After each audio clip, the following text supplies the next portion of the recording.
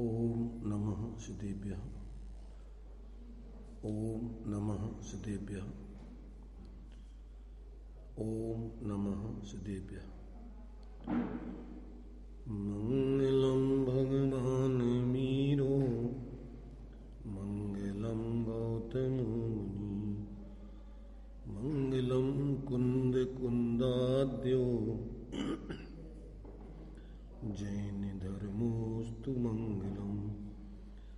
सर्वमंगल मांगल्यम सर्वकल्याणकारकम, प्रधानम सर्वधर्माणां, जैनं जयतु शासनम, जैनं जयतु शासनम। वंदितु सर्वसिद्धि ध्रुवमचलमणोवंगदिं पत्ते, मोक्षामि समय पाहुः विमोषुधि केवली भणिदम्। नमः समय साराय स्वानुभूत्या चकाशिते, चित्स्वभावाय भावाय सर्वभावान्तरच्छिदे।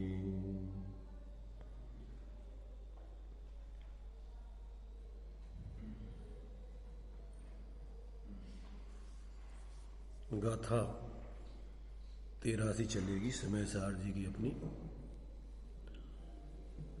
यहाँ 80, 81, 82 गाथा में जीव का कर्मों के साथ निमित्त नैमित्तिक संबंध होने पर भी कर्ता कर्म संबंध और भोक्ता भोग्य संबंध नहीं है, इस बात को स्पष्ट किया है। तो अब कर्ता कर्म संबंध और भोक्ता भोग्य संबंध किसके साथ है, ये प्रश्न उठता है आगे। कर्म के साथ जीव का निमित्त नैमित्तिक संबंध होने पर भी कर्ता कर्म और भोक्ता भोग संबंध नहीं है, तो फिर कर्ता कर्म संबंध और भोक्ता भोग संबंध किसके साथ है, ये शिष्य का प्रश्न है। इसका समाधान इस 83वीं गाथा में किया गया है। अब यहाँ कहते हैं, इसलिए यह सिद्ध हुआ कि जीव को अपने ही परिणामों के साथ कर्ता कर्म भाव और भोक्ता भोग भाव है, ऐसा अब यहाँ 83वीं गाथा में कहती है। गाथा है, निश्चय नयस्य एवं आदा अपाण में भी करेदी,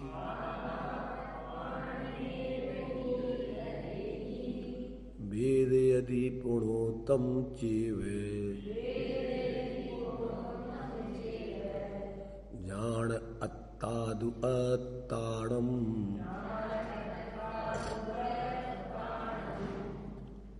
आत्मा करे निज भाव ही, ये मंतव्य निश्चय नहीं का, अरुभोगता निज को ही आत्मा, शिष्य यो तू जानना। देखिए क्या कह रहे हैं, निश्चय नयस्य, निश्चय नय का एवं ऐसा मत है कि आत्मा, आत्मानम ही, आत्मानम ये भी अपने को ही, करोति करता है, तू पुनः और फिर आत्मा, तम चा एवे आत्मानम अपने आत्मा को ही, वेदयते भोगता है, हे शिष्य तू जानी ही, ऐसा जान। क्या कहा कि निश्चय नय से, निश्चय से वास्तव में आत्मा अपने को ही करता है और फिर अपने को ही भोगता है, ऐसा तू जान। तो अपने को ही करता है, अपने को ही भोगता है। ये क्या हुआ अपने को ही करना, अपने को ही भोगना? तो देखो टीका में खुलासा करते हैं। जैसे उत्तरंग और निस्तरंग, नीचे उत्तरंग माने क्या, जिसमें तरंगे उछल उठती हैं ऐसा तरंग वाला, और निस्तरंग माने जिसमें तरंगे विलय हो गई हैं, शांत हो गई हैं, विलीन हो गई हैं, ऐसा बिना तरंगों वाला, इसको बोलते हैं उत्तरंग और निस्तरंग अवस्थाओं को हवा का चलना ना चलना निमित्त होने पर भी, जब समुद्र में, तालाब में, नदी में कोई हवा आदि चलती है तो पानी में तरंगें उठती हैं, और हवा नहीं चलती है तो तरंगें शांत हो जाती हैं। ये दृष्टांत दिया है। तो जैसे क्या है कि निस्तरंग, उत्तरंग और निस्तरंग अवस्थाओं को हवा का चलना और हवा का ना चलना निमित्त होने पर भी हवा और समुद्र को व्यापक भाव का अभाव होने से कर्ता कर्म पने की असिद्धि है। इसलिए समुद्र ही स्वयं अंतर्व्यापक होकर अपनी उत्तरंग अवस्थाओं में अथवा निस्तरंग अवस्थाओं में आदि मध्य और अंत में व्याप्त होकर उठने वाली उत्तरंग तरंगें और शांत रहने वाली निस्तरंग तरंगें ऐसा अपने को करता हुआ, स्वयं एक को ही करता हुआ प्रतिभासित होता है, परंतु अन्य को करता हुआ प्रतिभासित नहीं होता। फिर जैसे वही समुद्र भावक भाव के अभाव के कारण पर भाव का पर के द्वारा अनुभवन भोगना अशक्य होने से अपने को उत्तरंग अथवा निस्तरंग रूप अनुभव करता हुआ, स्वयं एक को ही अनुभव करता हुआ प्रतिभासित होता है, परंतु अन्य को अनुभव करता हुआ प्रतिभासित नहीं होता। ये दृष्टांत है। पहले दृष्टांत समझ में आ जाने चाहिए। जब तरंगें उठती हैं तो उसमें हवा निमित्त होती है, और जब निस्तरंग अवस्था आती है तो उसमें हवा का अभाव निमित्त होता है। हवा नहीं चलती है तो तरंगें नहीं उठती हैं। तो अब कहते हैं कि वो समुद्र तो अपनी ही उठने वाली पर्यायों में रहता है और शांत होने वाली पर्यायों में, हवा का अनुभव नहीं करता। वो हवा रूप परिणमित नहीं होता, हवा में व्याप्तता नहीं है, हवा में उत्पन्न नहीं होता है। वो तो अपनी ही पर्यायों में व्याप्तता है, परिणमता है, उत्पन्न होता है और उसी को भोगता है। जिस समय तरंगें उठती हैं तो खलबली का अनुभव करता है, और जिस समय तरंगें शांत हो जाती हैं तो शांतता का अनुभव करता है, पर हवा से दूर रहता है। वो हवा उसके उत्तरंग और निस्तरंग में निमित्त होने पर भी वो अपनी ही पर्यायों में अपना कर्ता और अपना अनुभव करने वाला भोगता है। वो पर का कर्ता भोगता नहीं है। व्यापक संबंध और भावक संबंध एक ही द्रव्य का अपनी ही पर्यायों में रहता है, अन्य की पर्यायों में नहीं होता, चाहे वो शुद्ध दशा हो चाहे अशुद्ध दशा हो। हाँ, भोक्ता भोग संबंध को, कर्ता कर्म संबंध को, कर्ता कर्म संबंध में अपनी पर्यायों को कर्ता और भोक्ता भोग संबंध उसी को भोक्ता। जो करता है वही भोगता है, जिसे करता है उसी को भोगता है। तुम कसाय करोगे तो कसाय को भोगोगे, और शांत रहोगे तो शांतता को भोगोगे। परद्रव्य को नहीं भोगोगे, गाली को नहीं भोगोगे, खाने पीने को नहीं भोगोगे, खाने पीने की अवस्था में उस समय खाते हुए विकल्प करते हुए विकल्पों को भोगोगे, और उस समय कल्पना करके सुख दुख को भोगोगे। सुख दुख अपनी अपनी पर्याय में होने वाले काल्पनिक सुख दुख। एक है आनंद, जो इन विकल्पों से परे आत्माश्रित ऐसा निराकुलता रूप है। और जिस इंद्रियों को जो सुहावना लगे वो सुख, और इंद्रियों को असुहावना लगे वो दुख। तो सुख दुख का संबंध पर से है, और आनंद का संबंध अपने स्वभाव से है। तो अपन तो सिर्फ पर को निमित्त मात्र होने पर अपने परिणामों को भोग सकते हैं, पर को भोग नहीं सकते, कर नहीं सकते।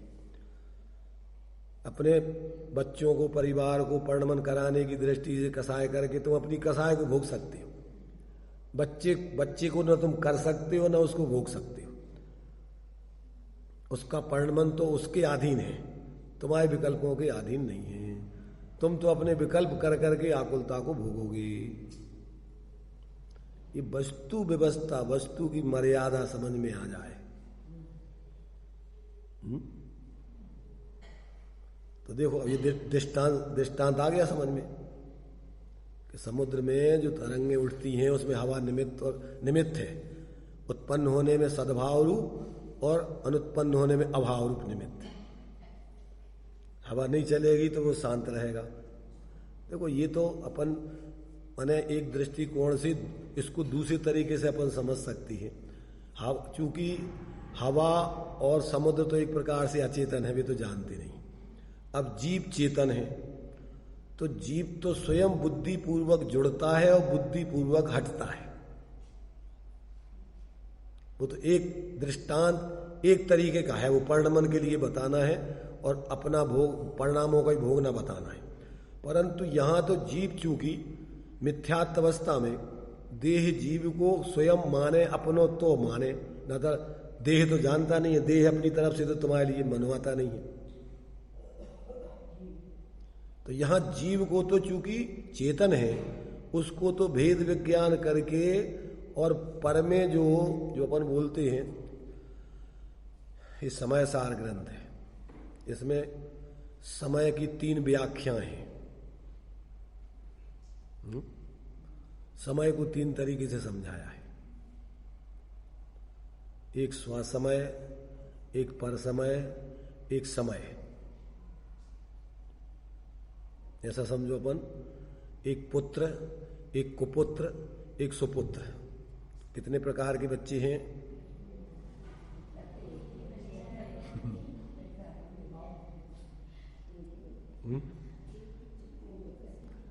एक है पुत्र, एक है कुपुत्र, एक है सुपुत्र। कितने बच्चे हो गए? तो अभी कौन से दृष्टिकोण से हो गए? पर्यार्थिक नय से सुपुत्र और कुपुत्र, और द्रव्यार्थिक नय से न सुपुत्र न कुपुत्र। सामान्य वो द्रव्य वही पुत्र है, वही जब गलत कार्य करता है तो उसी पे आरोप आएगा कुपुत्र। पैदा होता है पुत्र और बन जाता है सुपुत्र कुपुत्र। बाद में पैदा क्या होता है? सुपुत्र के कुपुत्र। अपन खुशी काय की मनाते हैं? सुपुत्र की क्या कुपुत्र की? और बाद में फिर रोते हंसते काय में है? बढ़िया, जब मेरा बेटा नाम करेगा रोशन, जग में मेरा लाल सितारा, हंसेंगे फिर, मेरा बेटा देखो दुनिया में नाम कमा रहा है। और डाके डालने लग जाए, चोरी करने लग जाए, सत्य व्यसन, तो रोएंगे, मेरे बेटे ने मेरा नाम डुबो दिया। तो खुशी मनाई थी पुत्र की, और रोना धोना होता है कुपुत्र सुपुत्र में।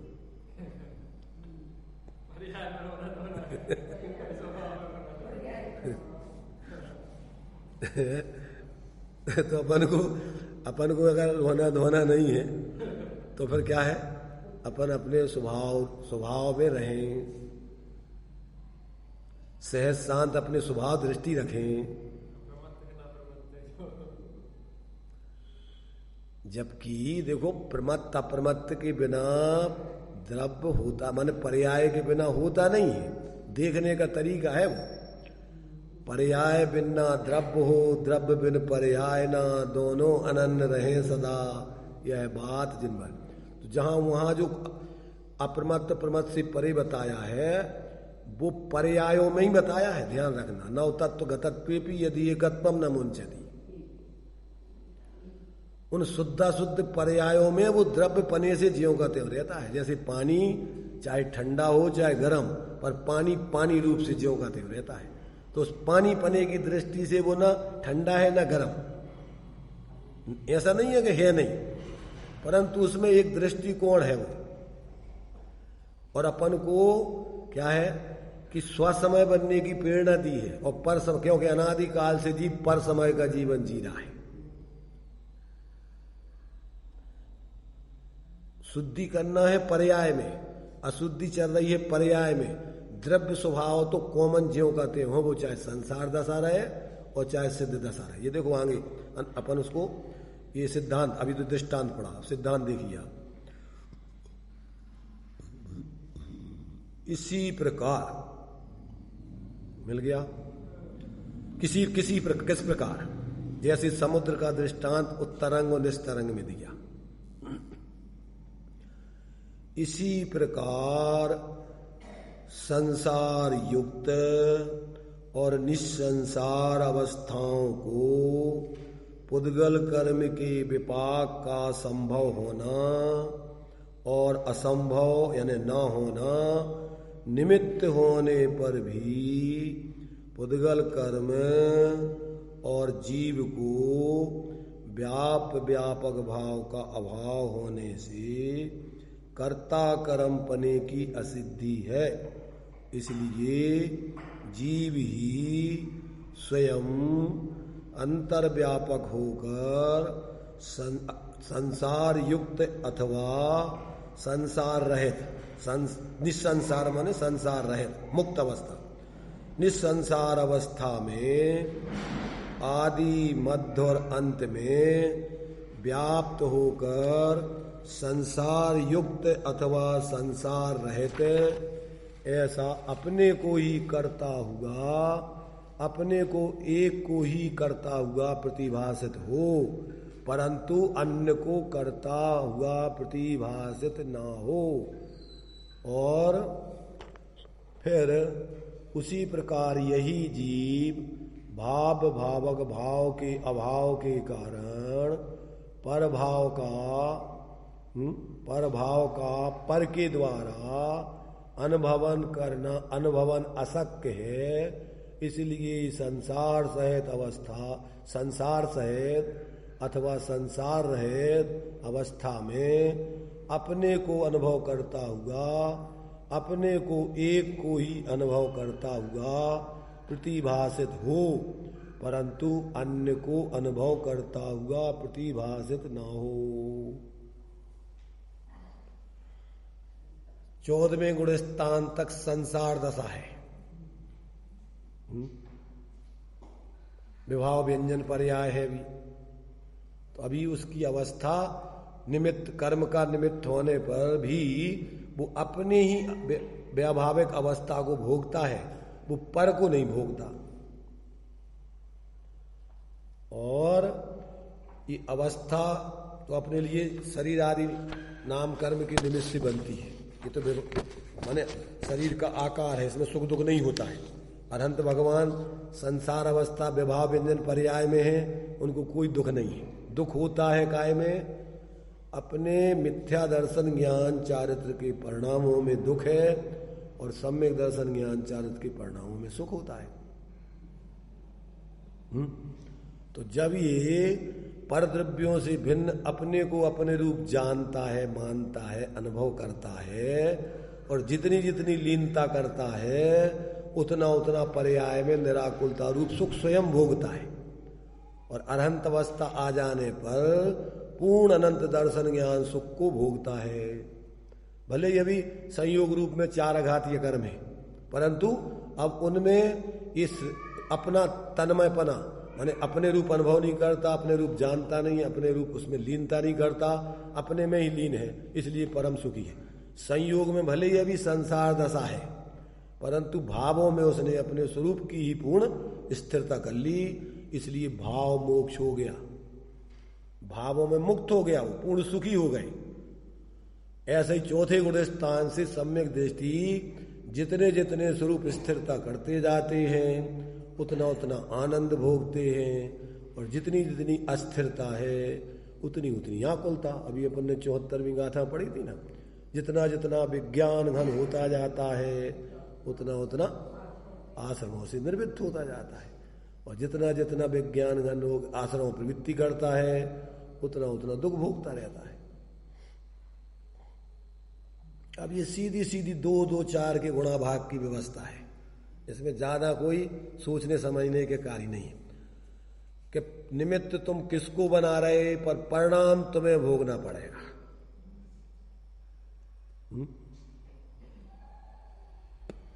जैसे ऐसा समझो कि चाहे हंसिया पर कद्दू को पटको और चाहे हंसिया को कद्दू में लगाओ, चाहे कद्दू को हंसिया पटको, कटेगा कौन?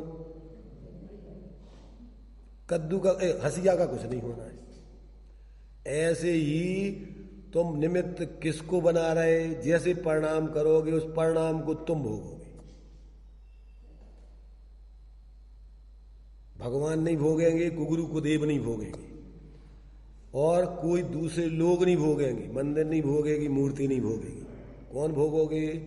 तुम भोगोगे परिणाम। कसाय के परिणाम, मिथ्यात के परिणाम करोगे तो तुम परेशानी भोगोगे। पैसों को निमित्त बना के आकुलता कर रहे, दुखी हो रहे, तो तुम उस परिणाम को भोग रहे। वो रुपया पैसा नहीं जानते। घर परिवार में जो कुछ परिणमन हो गया, गैस पे से घी उपना गया, दूध बगैर गिर गया, तो वो दूध सुखी दुखी नहीं होगा। कौन होगा? अगर तुम मोह करके परिणाम बिगाड़ोगे, लड़ोगे, झगड़ोगे तो तुम दुखी होगे। तो क्या करना अपन को? संयोगों में संयोगी भाव करके अपन को परिणाम नहीं बिगाड़ना चाहिए। संयोग बहुत है यहाँ, तू संयोगी भाव न कर, और तू संयोगी भाव करे तो संयोगों का दोष नहीं। चेत अरे न रे यह नरभव भीतरा। अब तुम धर्म के नाम पर लड़ झगड़ रहे, कि क्षेत्रों के नाम से लड़ झगड़ रहे, लड़ाई झगड़े का परिणाम तुम्हें भोगना है। आ रही समझ में? निमित्त तुम्हारे परिणामों का करता नहीं, भोगता नहीं। एक वस्तु दूसरे के परिणामों को करती नहीं, भोगती नहीं। एक वस्तु स्वयं अपने ही परिणामों को, निमित्त जो भी है, निमित्त मात्र, वो करता भोगता नहीं है वो किसी का। वो तो सिर्फ निमित्त कहते किसे हैं कि जब उपादान अपनी योग्यता से कार्य करता है तो जो पदार्थ सद्भाव अभाव रूप में होते हैं उन पर उस कार्य का आरोप आता है मात्र। जिस समय जीव ने सम्यक प्राप्त किया तो बाहर में सच्चे देव शास्त्र गुरु का उपदेश आदि को अपन निमित्त कहेंगे, और अंदर में कर्मों के उपशम, छह उपशम को निमित्त कहेंगे। पर वास्तव में तो वे कर्म तुम्हारे परिणामों के करता नहीं, और देव शास्त्र गुरु तुम्हारे परिणामों के करता नहीं। तुम्हारे परिणामों का करता कौन है? तुम्हारी आत्मा स्वयं ही अपने परिणामों का करता है। अपने से ही करता है, अपने को ही करता है, और अपने को ही भोगता है। सठ कारक अपने में ही लगते हैं निश्चय से। कर्ता, कर्म, करण, संप्रदान, अपादान, अधिकरण, अपने आधार से ही, अपने लिए ही, अपने में से ही, खुद ही, ये सब पूरा अपना अपना खुद। तो ये जो है, जब ये बात समझ में आ जाती है तो वस्तु स्वतंत्रता से अपन फिर किसी हालत में परिणाम नहीं बिगाड़ेंगे। ज्ञाता दृष्टा शांत निराकुल रहेंगे, क्योंकि ये अपना स्वभाव है। और मोह राग द्वेष आदि ये अपनी गलती है। कर्मों ने नहीं कराया मिथ्यात्व। मिथ्यात्व तुमसे नहीं कह रहा है कि शरीर को तुम अपना मानो। वो तो तुमने पहले गलती की थी, उदय आया, और तुम फिर अगर उसमें जुड़ के फिर मोह करो तो आगे नई गलती में फिर मिथ्यात खड़ा होगा, शरीर मिला तुम्हें। और अगर तुम गलती नहीं करोगे तो कर्मों का अभाव हो जाएगा, निमित्त भी खत्म, संयोग भी खत्म, शुद्ध हो जाओगे, फिर आगे गलती होने का निमित्त भी नहीं रहेगा।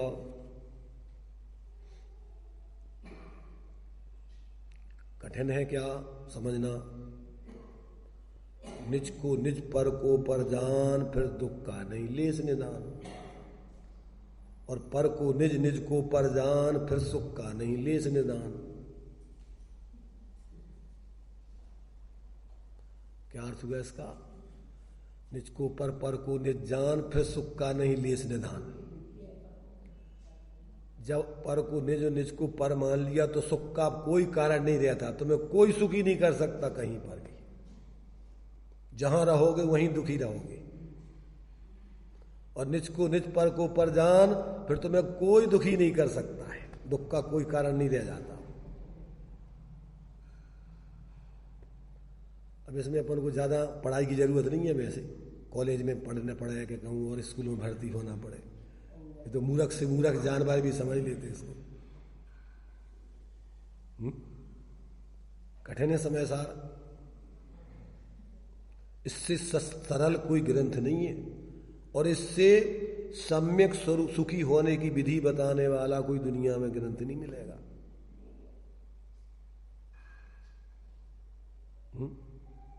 जो लोग सुखी नहीं होना चाहते हैं वे मुंह टेढ़ा करते हैं। जिनको बुखार होता ना तो वो खाना नहीं चाहते, अच्छी चीज, दवाई भी नहीं खाना चाहते। तो बीमारी दूर हो जाएगी कि नहीं? मुंह टेढ़ा करके कैसी न कैसी खाना तो पड़ेगी, तब बीमारी दूर होगी। और एक बार खा लो और बीमारी उतर जाए तो फिर आनंदित हो गए, अरे हम तो क्या मूर्खता कर रहे थे। इसलिए भाई देखो, आचार्य एक एक गाथा में क्या है, एक गारुणी मंत्र है, गारुणी मंत्र, एक एक गाथा। गारुणी मंत्र जानते हो ना? जैसे गरुड़ पक्षी को देखकर सर्प निर्विष हो जाता है। गरुड़ पक्षी देख जानते कि नहीं? सर्प का बैरी है वो। ऐसे ये समय सार संसार का बैरी है, मिथ्यात्व का बैरी है। अगर इसको समझ लिया, पढ़ लिया तो मिथ्यात्व टिक नहीं सकता अब तुम्हारे पास है? ये तो संसार के विष को उतार देने वाला है, जहर को उतार देने वाला है। एक बार इसका पान हो गया तब तुम्हारा संसार का जहर अब तुम्हारे अंदर रह नहीं सकता। फिर भ्रांति संसार का कारण क्या है? भ्रम रोग, अपने स्वरूप के बारे में भ्रम। आत्म भ्रांति सम रोग नहीं, सदगुरु वैद्य सुजान, और गुरु आज्ञा सम पथ नहीं, औषधि विचार ध्यान। कौन सा रोग है अपन को? सबको आत्म भ्रांति, अपने स्वरूप के बारे में भ्रम। इतना सा रोग है। इस रोग को दूर करने के लिए समय साल लिखा है आचार्य देव ने, प्रतिज्ञा की उन्होंने कि हम तुम्हारे लिए अब तुम्हारा एकत्व विभक्त बताएंगे जिसको तुम भूले हो अनादिकाल से।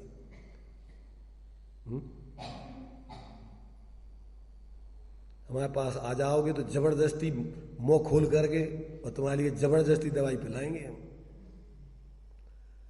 बच्चे होते ना, चिप भी बांध लेते, नहीं पीते, नहीं पीना चाहते बच्चे, माने मूर्ख अविवेकी, तो उनको पकड़ के, दो जने पकड़ के वो मुंह खोल करके जबरदस्ती दवाई डाल देते।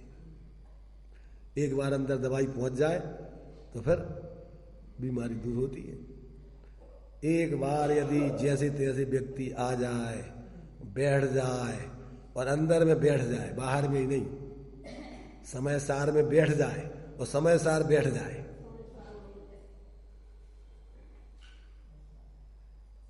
समय सार सुनने में बैठ जाए और फिर समय सार इसके अंदर बैठ जाए, इसकी परिणति में बैठ जाए, समय सार शुद्धात्मा इसकी परिणति में आ जाए तो फिर क्या होगा? अब अब दुनिया में कोई ताकत नहीं है कि इसको अब इस समय सार से अलग कर सके, अपने निःशुद्धात्मा से पृथक कर सके। सम्यक की प्रतिज्ञा है कि एक बार अगर तुमने हमसे मित्रता कर ली तो हमारी पक्की दोस्ती निभाएंगे हम। अब हम तुम्हें संसार में नहीं रहने देंगे, तुम चाहोगी भी तो भी नहीं रहने देंगे। सम्यक दर्शन की प्रतिज्ञा ऐसी श्रीमद जी ने एक लिखा है वाक्य अपना कि सम्यक दर्शन की प्रतिज्ञा है कि भैया देखो, या तो हम किसी से दोस्ती करते नहीं और करते हैं तो कच्ची दोस्ती नहीं करते, पक्की दोस्ती करते हैं। तो पक्की दोस्ती का क्या काम है?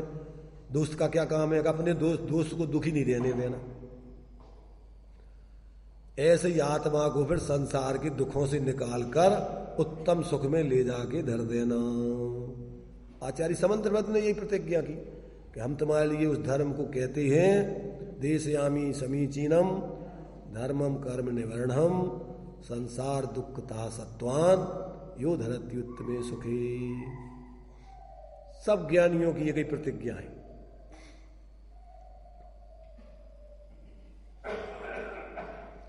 तो अपनी पर्यायों में प्रमत्त अप्रमत्त दशाओं में अपना आत्मा ही व्याप्ता है। प्रमत्त अप्रमत्त से परे और प्रमत्त अप्रमत्त अवस्थाओं में ना अकेला प्रमत्त होता है ना अकेला अप्रमत्त, दोनों में समान रूप से कॉमन रहता है। इसलिए उसको प्रमत्त अप्रमत्त में रहते हुए भी इनसे परे कहा है। कथनचित वो पर्यायों में जाकर के भी पर्याय रूप नहीं होता है। गुण पर्यायों के बिना गुण नहीं होता, गुण के बिना पर्याय नहीं होती, फिर भी गुण पर्याय रूप नहीं होता सर्वथा।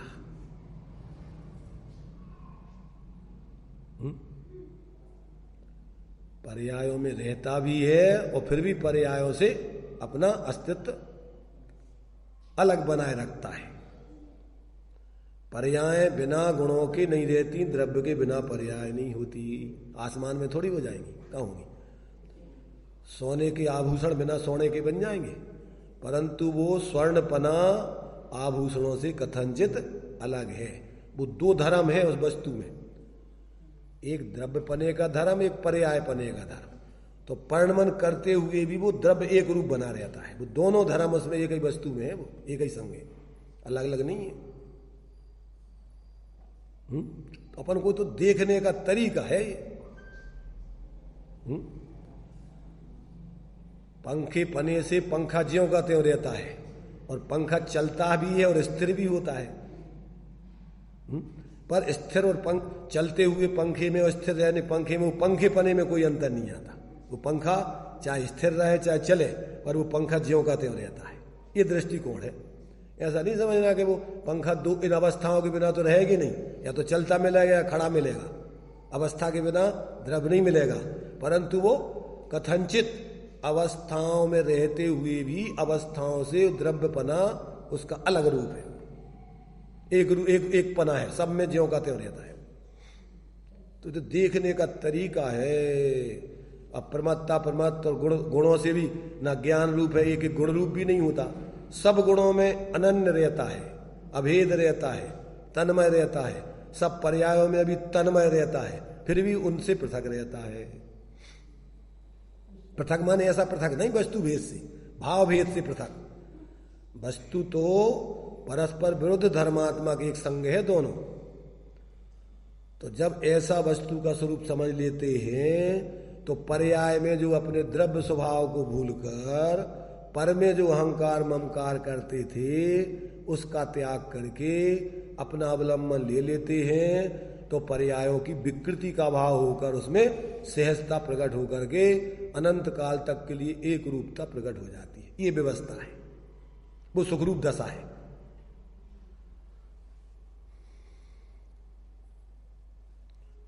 तो इसमें अपन को बहुत सरलता से लिखा है, पर लोगों ने इसको क्या है, कभी कभी सरल चीजें ज्यादा होवे तो आदमी समझ नहीं पाता, क्योंकि आदत उसको कठिन की पड़ जावे तो सरल चीजें समझना उसको मुश्किल हो जाता है।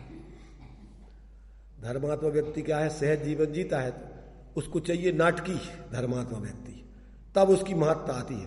और सामान्य जीवन जी रहा हो, अरे यार ये क्या है, ये तो अपने जैसे सामान्य कछू है तो है ही नहीं है इनमें। जो जितना संसार में नाटक करता है उतना बड़ा प्रसिद्धि लोक में मूर्ख लोग उसको देते हैं। और धर्मात्मा का नाटक सब बंद हो जाता है तो वो तो सहज हो जाता है। और मूर्खों को चाहिए चमत्कार, सामान्यता में नहीं उनको मजा आता है। ये तो कछु करते नहीं है यार, कछु न मंत्र है, न तंत्र है, न कछु है, न भीड़ है, न भाड़ है, न कुछ है। तो अब ये क्या है, इनके पास क्या रखा है? अभी इसमें देखो, इसमें अभी कल हमने पूरा वो जितनी जरूरी थी उतना पढ़ लिया था। इसमें साधुओं का स्वरूप बताया है, जो 16 में आगे की गाथा में। माने जब ये जिसको अपने पुरुषार्थ की सिद्धि हो जाती है तो अब वो जो है माने 2 प्रकार से आचरण धारण करके वो जो है उसकी सिद्धि करता है। या तो श्रावक के आचरण को धारण करता है या मुनि के। तो मुनियों के आचरण का यहाँ स्वरूप बताया। पहले तो मुनियों का आचरण का उपदेश दिया और मुनियों का आचरण बताया ना, जो 46वें पेज पर देखो हम पढ़ते हैं मुनि का आचरण कैसा होता है और मुनि की कैसी वृत्ति होती है। ये 16वें नंबर का श्लोक है पुरुषार्थ सिद्धि उपाय का। इन 3 सम्यक दर्शन ज्ञान चारित्र जो है ये, उसमें जब पूर्ण निष्कंप हो जाते हैं तो पुरुष की सिद्धि, आत्मा के प्रयोजन की सिद्धि होती है। अब इन 3 भावों का समुदाय ही इस जीव के कार्य सिद्ध होने का उपाय है, दूसरा कोई उपाय सर्वथा नहीं है। अब जो उपाय में लगते हैं अब उनका वर्णन करते हैं। 2 प्रकार के जीव हैं जो इस मोक्ष मार्ग के उपाय में लगते हैं, या तो गृहस्थ अवस्था वाले या मुनि। तो अब देखो पहले कहते हैं 16वां श्लोक है, अनुसरताम पदम मेतत करम्बिताचार नित्य निरभिमुखा एकांत विरति रूपा भवति मुनि नाम लौकिकी वृत्ति। क्या कह रहे देखो, इस रत्नत्र रूप पदवी का अनुसरण करने वाले अर्थात इस पदवी को प्राप्त हुए मुनियों की वृत्ति पाप क्रिया मिश्रित आचारों से सर्वथा परान्मुख तथा एकांत विरति रूपा पर द्रव्यों से सर्वथा उदासीन रूप और अलौकिकी लोक के जीवों से विलक्षण प्रकार की होती है। अब खुलासा किया भावार्थ में, देखो कैसी होती है मुनिराजों की वृत्ति। मिल गया सबको? 5 पॉइंट दिए हैं, देखिए। लोक पाप क्रियाओं में आसक्त होकर प्रवर्तन करता है। लोक माने संसारी जीव, मोही जीव। मुनि पाप क्रियाओं का चिंतन भी नहीं करते। लोक अनेक प्रकार से शरीर की संभाल और पोषण करता है, परंतु मुनिराज अनेक प्रकार से शरीर को परसय उत्पन्न करके उन्हें सहन करते हैं। तीसरा, लोक को इंद्रिय विषय अत्यंत मिष्ट लगते हैं, जबकि मुनिराज विषयों को हलाहल विष समान जानते हैं। चौथा, लोक को अपने पास जन समुदाय रुचिकर लगता है। क्या कहा? भीड़ चाहिए जनता को तो चमत्कार दिखाने के लिए। तो लोक को अपने पास जन समुदाय रुचिकर लगता है, जबकि मुनिराज दूसरों का संयोग होने पर खेद मानते हैं। नंबर 5, लोक को मोही जीवों, लोक को यानी बस्ती सुहावनी, लोक को यानी मोही जीवों को बस्ती महल मटारियां इनको सुहावनी लगती है, किंतु मुनिराजों को निर्जन स्थान ही प्रिय लगते हैं। कहाँ तक कहें मुनि महामुनि की रीति लौकिक रीति से विरुद्धि होती है। कैसे है मुनियों की प्रवृत्ति? पाप क्रिया सहित आचार से परान्मुख है। जिस प्रकार श्रावक आचार पाप क्रिया मिश्रित है, वैसे मुनीश्वरों की आचार में पाप का मिश्रण नहीं है, अथवा कर्मित अर्थात कर्म जनित भाव मिश्रित आचरण से परान्मुख हैं, केवल निज स्वरूप का ही अनुभव करते हैं। इसलिए एकांत विरति रूपा अर्थात पाप क्रियाओं के सर्वथा त्यागी हैं, अथवा एक निस्वरूप के अनुभव से सर्वथा पर द्रव्यों से उदासीन स्वरूप हैं। रत्नत्रय के धारक महामुनियों की ऐसी प्रवृत्ति होती है। अब पहले तो मुनिराजों का उपदेश दिया जाता है। कहते हैं अगर किसी में ऐसा उत्कृष्ट जीवन जीने की सामर्थ्य हो तो पहले तो ऐसा आनंदमय जीवन जिए, अब वो ऐसे जीवन जीने में असमर्थता बताए तो फिर आगे दिया उसको उपदेश देने का क्रम बताते। बहुसा समस्त वृत्तिम प्रदर्शिताम यो न जाति ग्रहणाति तस्सेक देश वृत्ति कथनीयानेन बीजेने। जो जीव बहुत बार, पढ़ो विमल, जो जीव बार बार बताने पर भी सकल पाप रहित मुनि व्यक्ति को कदाचित ग्रहण न करे तो उसको एक देश पाप क्रिया रहित गृहस्थाचार इस हेतु से कथन करना अर्थात समझाना चाहिए। हाँ ठीक है। जो जीव अनेक बार उपदेश देने पर भी सकल पाप रहित महाव्रत की क्रिया को कदाचित ग्रहण न करे तो उस जीव को एक देश पाप रहित श्रावक क्रिया इस तरह बताएं। भावार्थ, जो जीव उपदेश श्रवण करने में रुचिवान हो उसे प्रथम ही बार बार मुनि धर्म का उपदेश देना चाहिए, और यदि वह जीव मुनि पद अंगीकार न करे तो बाद में उसे श्रावक धर्म का उपदेश देना योग्य है। श्रावक धर्म के उपदेश की रीति बताते हैं, उसी रीति से उपदेश देना चाहिए।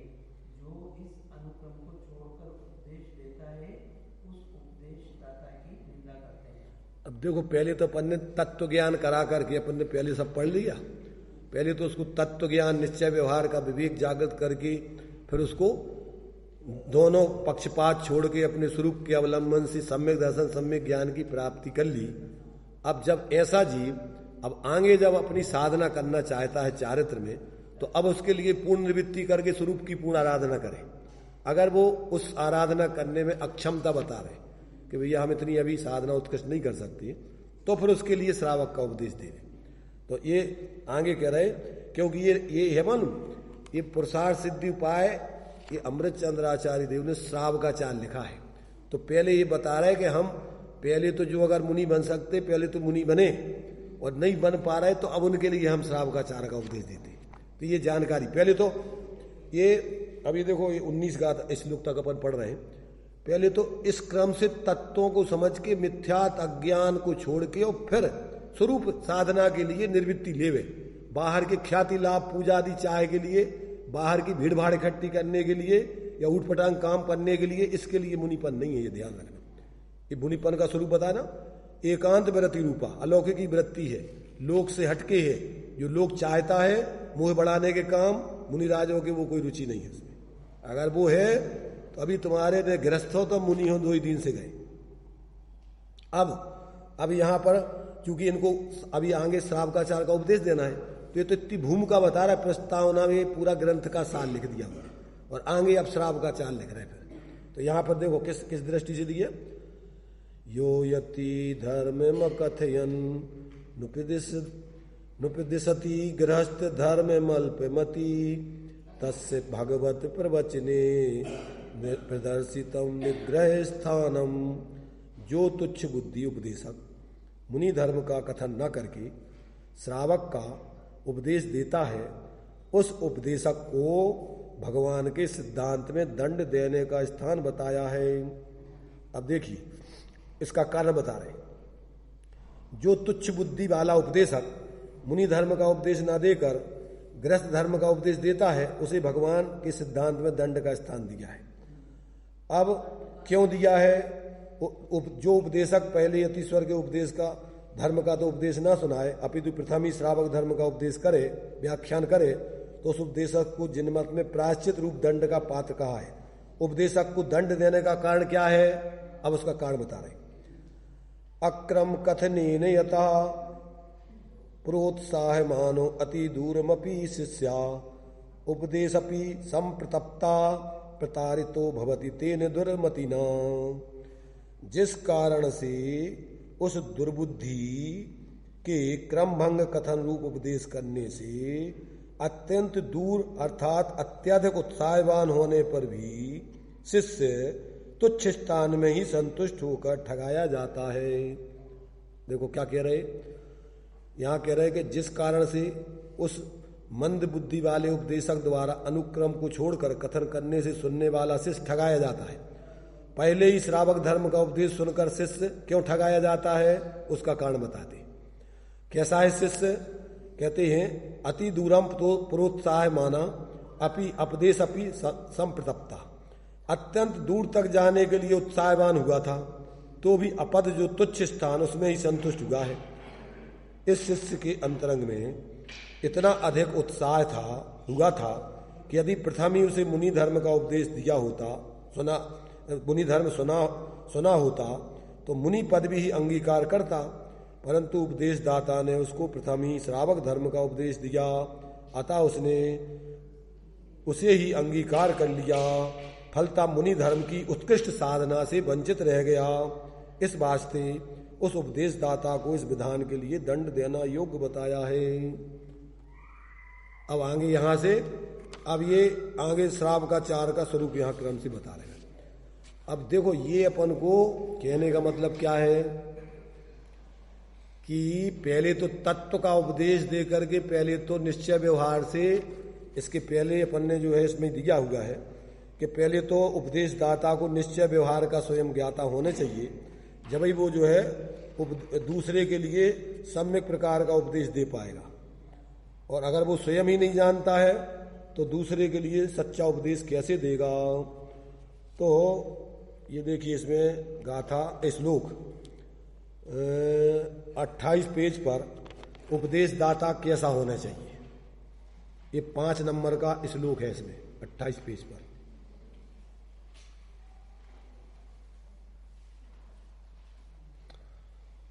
निश्चय में भूतार्थम व्यवहारम वर्णयन्त्यभूतार्थम भूतार्थ बोध विमुखा प्राया सर्वेपि संसारा। इस ग्रंथ में निश्चय नय को भूतार्थ और व्यवहार नय को अभूतार्थ वर्णन करते हैं। प्राया भूतार्थ अर्थात निश्चय के ज्ञान से विरुद्ध जो अभिप्राय है वह समष्टि संसार स्वरूप है। अब यहां देखिए भावार्थ में, यहां पहले तो लिखा आचार्य इन दोनों नयों में निश्चय नय को भूतार्थ कहते हैं और व्यवहार नय को अभूतार्थ कहते हैं। भूतार्थ नाम सत्यार्थ का है। भूत अर्थात जो पदार्थ में पाया जावे और अर्थ अर्थात भाव, उसको जो प्रकाशित करे तथा अन्य किसी प्रकार की कल्पना न करे उसे भूतार्थ कहते हैं। जिस प्रकार कि सत्यवादी सत्य कहता है, कल्पना करके कुछ नहीं कहता है, वही यहाँ बताया जाता है। यद्यपि जीव और पुद्गल को अनादिकाल से एक क्षेत्रावगाह संबंध है और दोनों मिले हुए जैसे दिखाई पड़ते हैं, तो भी निश्चय नय आत्मद्रव्य को शरीर आदि परद्रव्यों से भिन्न ही प्रकाशित करता है। यही भिन्नता मुक्त दशा में प्रकट होती है, इसलिए निश्चय नय से वस्तु का स्वरूप वो सत्यार्थ है। अभूतार्थ नाम असत्यार्थ का है।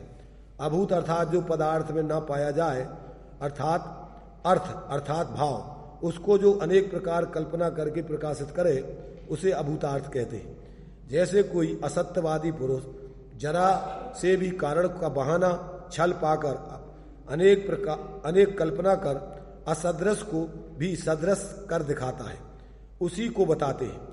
जैसे यद्यपि जीव और पुद्गल की सत्ता भिन्न भिन्न है, स्वभाव भिन्न है, प्रदेश भिन्न है, और तथापि एक क्षेत्रावगाही संबंध का छल या बहाना पाकर आत्मद्रव्य को शरीर आदि परद्रव्य से एकत्र रूप कहता है, मुक्त दशा में प्रकट भिन्नता होती है, तब व्यवहार नय स्वयं ही भिन्न भिन्न प्रकाशित करने को तैयार होता है, अतः व्यवहार नय असत्यार्थ है।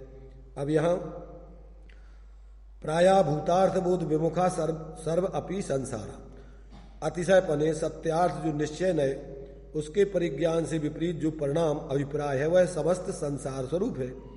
इस आत्मा का परिणाम निश्चय नय के श्रद्धान से विमुख होकर शरीर आदि परद्रव्यों के साथ एकत्व श्रद्धान रूप होकर प्रवर्तन करे, उसी का नाम संसार है। इससे जुदा संसार नाम का कोई पदार्थ नहीं है। संसार क्या है? शरीर आदि में परद्रव्यों में एकत्व ममत्व आदि करके प्रवर्तन करना, कोई संसार है।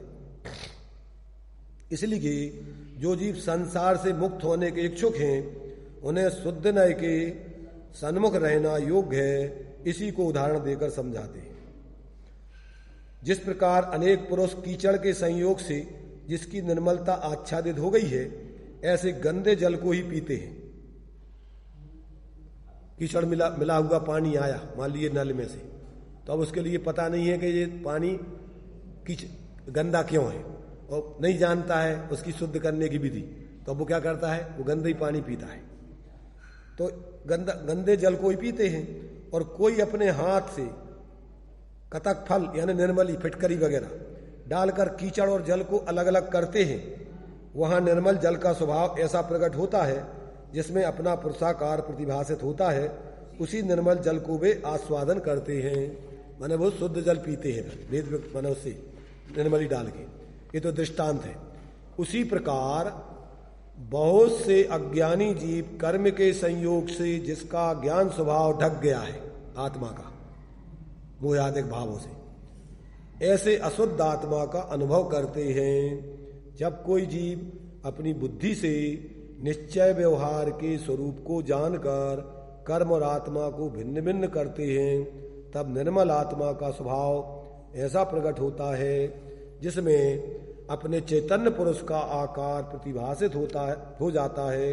इस प्रकार वे निर्मल आत्मा का स्वानुभव रूप आस्वादन करते हैं। अतः शुद्ध नए कतक फल के समान है, उसी के साधन से यानी उसी के श्रद्धान से उसके विषय से सर्व सिद्धि होती है। आगे कहते हैं कि यदि एक नए के श्रद्धान से ही सर्व सिद्धि होती है तो फिर आचार्य व्यवहार नय का उपदेश क्यों करते हैं? अगर शुद्ध नय से ही परमार्थ की सिद्धि हो जाए तो फिर ये व्यवहार का उपदेश क्यों कहते हैं आचार्य शास्त्र में? उसका उत्तर इस गाथा में कहते हैं। जो श्रोता गाथा में कथित अर्थ के उपदेश को अंगीकार करने योग्य नहीं है उसका कथन करते हैं। तो देखिए, अबुद्धस्य बोधनार्थम मुनीश्वरा देशयन्ति अभूतार्थम व्यवहार में केवल मवेति यस तस्य देशना नास्ति। ग्रंथकर्ताचार्य अज्ञानी जीवों को ज्ञान उत्पन्न करने के लिए व्यवहार नय का उपदेश करते हैं। जो जीव केवल व्यवहार नय को ही जानता है उस मिथ्या दृष्टि जीव के लिए उपदेश नहीं है।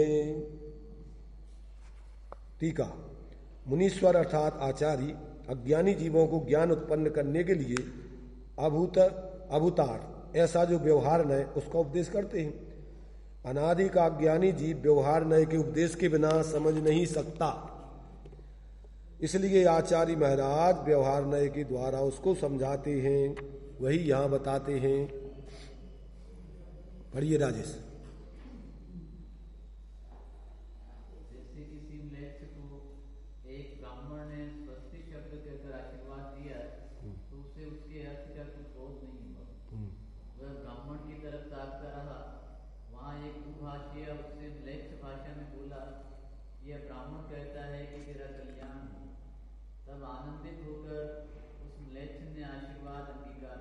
क्या अर्थ हुआ? आचार्य देव ने संस्कृत में उसको आशीर्वाद दिया, स्वस्ति। क्या कहा? स्वस्ति। अब वो संस्कृत जानता नहीं था तो वो बेड़े की तरह टकटकी लगा के देखता रहा कि क्या कहा, इन्हें समझे नहीं।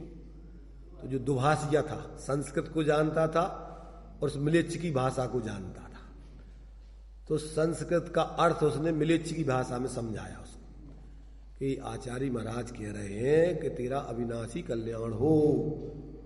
अब उसने अर्थ को समझ के आनंदित होगा, मुझे ये अविनाशी कल्याण माने भगवान बनाने की भावना। कह रहे हैं कि तू भगवान बन जा। अविनाशी कल्याण माने क्या होता है? भगवान बन जा, तू पूर्ण सुखी हो जा। तब उसको आनंद आया। ये तो दृष्टांत दे दिया।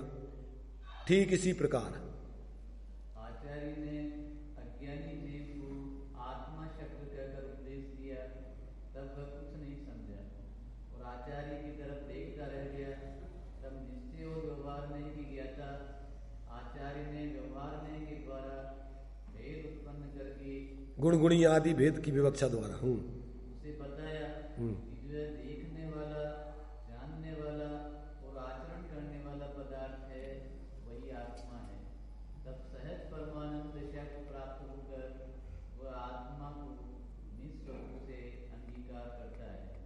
इस प्रकार यह सद्भूत व्यवहार नहीं का। इस सद्भूत व्यवहार क्या कहलाएगा? एक वस्तु में, अखंड वस्तु में खंड खंड करके समझा देना, जबकि वस्तु अखंड है परंतु अब वो समझते नहीं है। तो अब समझ, उसके लिए जो जान रहा है ये ज्ञान गुण का काम है, जो देख रहा है दर्शन गुण का काम है, जो आचरण कर रहा है चारित्र गुण का काम है।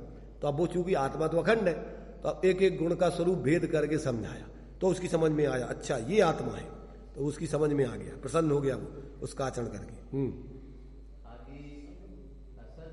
ये सद्भूत व्यवहार है।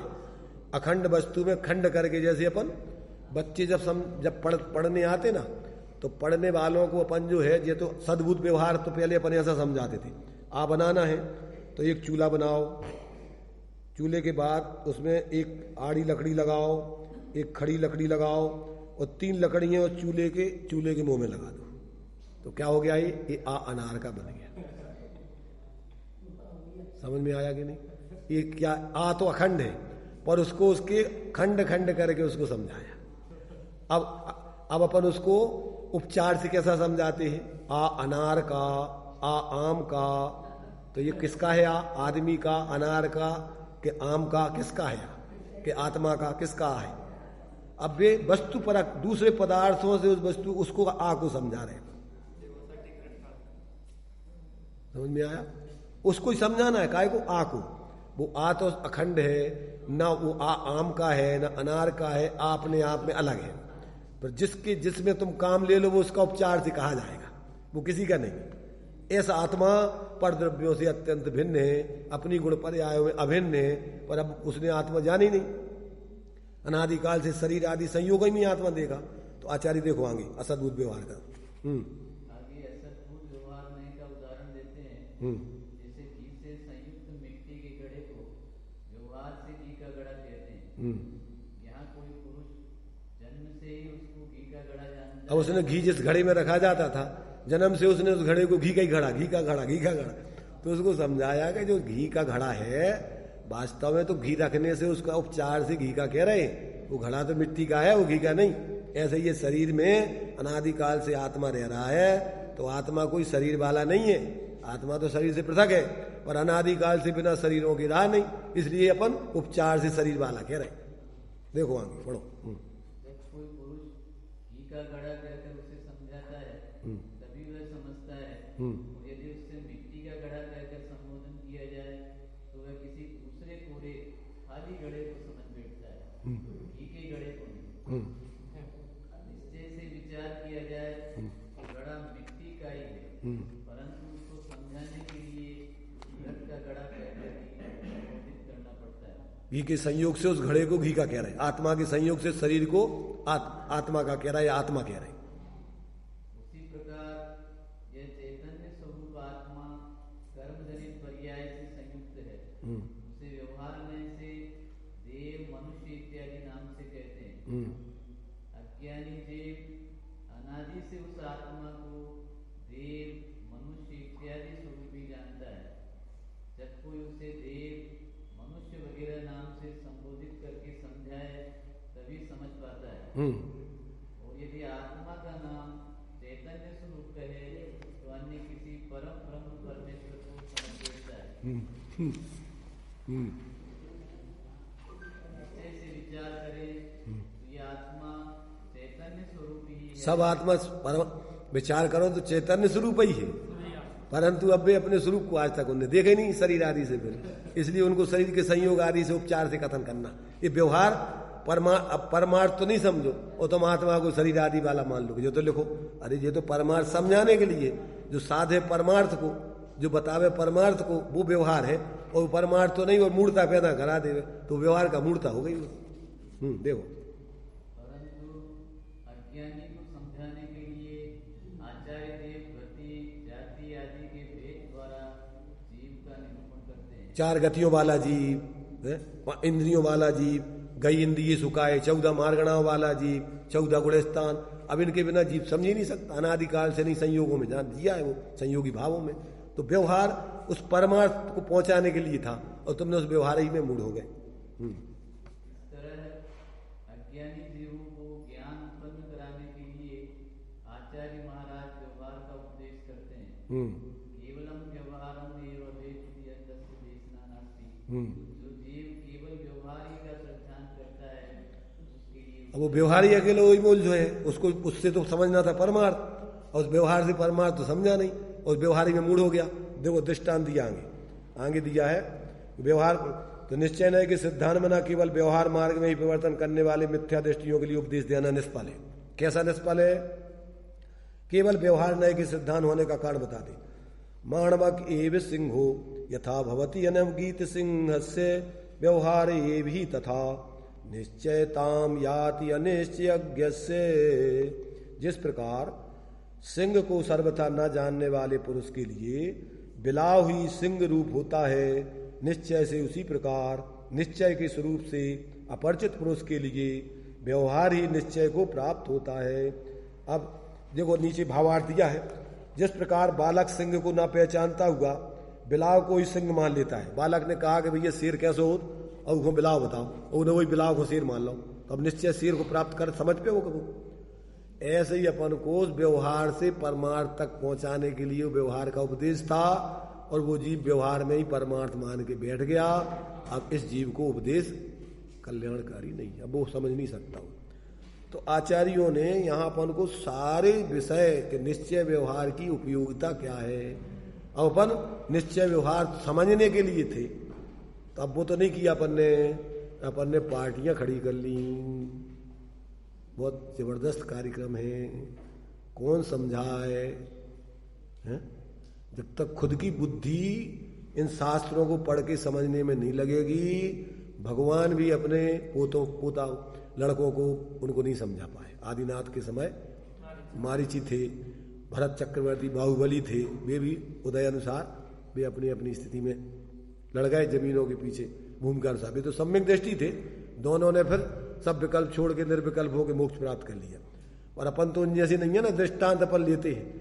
भरत बाहुबली लड़ सके तो हम लड़ रहे तो क्या हो गया, पर उनने दीक्षा लेकर के मोक्ष प्राप्त कर लिया। तुम अकेले लड़ाई अकेली तुमने देखी उनकी, और बाकी बैराग नहीं देखा, दीक्षा नहीं देखी, और भेद विज्ञान नहीं समझा, वे तो सम्यक दृष्टि थे।